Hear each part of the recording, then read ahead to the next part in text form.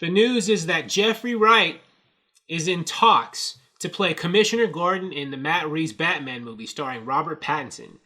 Now, it hasn't been, I think, solidified, but, you know, once it gets to the stage where they're saying an actor is in talks to play a role, I think that means they basically almost have the role. Very interesting, because this will be the first time a man of color will be playing Commissioner Gordon in a live-action Batman tale.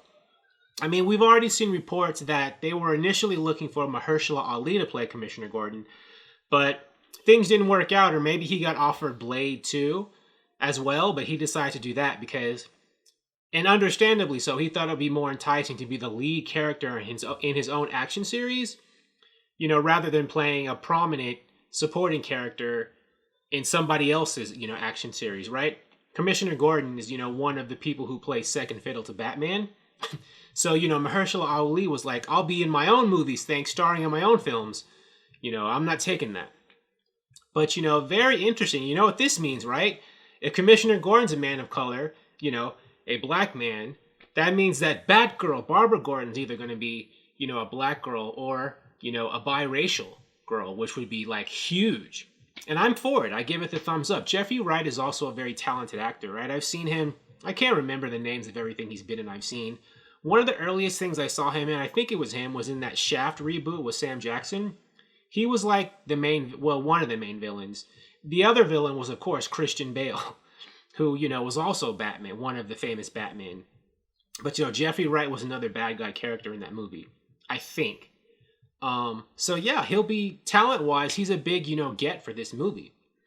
Now, of course, another big thing that people are noticing, that I've noticed, is that, you know, this is a reboot of Commissioner Gordon, right? Because we all know J.K. Simmons played Commissioner Gordon in Justice League.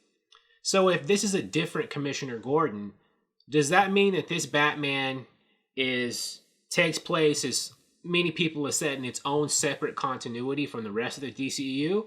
Or are they just pretending that it does take place in the DCEU and they're just pretending that Justice League didn't even happen? Or they will retroactively kind of reboot Justice League and pretend that Jeffrey Wright's Commissioner Gordon was a Commissioner Gordon in that one.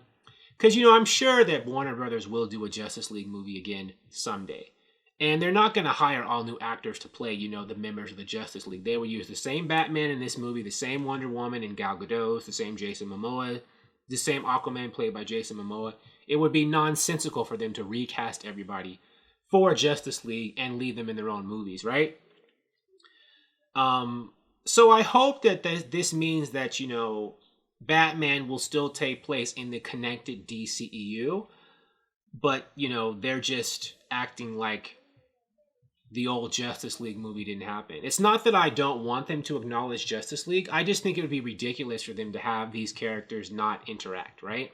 To never have Wonder Woman meet Batman or Superman meet the Flash or Green Lantern. I think that would be a mistake, and I hope Warner Brothers isn't doing that with this, just because they have a different Commissioner Gordon. So I hope, you know, that Batman does take place in the DCEU proper, but, you know, they're just doing a soft reboot of certain parts of it, right? Because I wouldn't want Robert Pattinson's Batman to never interact with anyone else in the DCEU, like never talk to the Birds of Prey or, you know, any of them.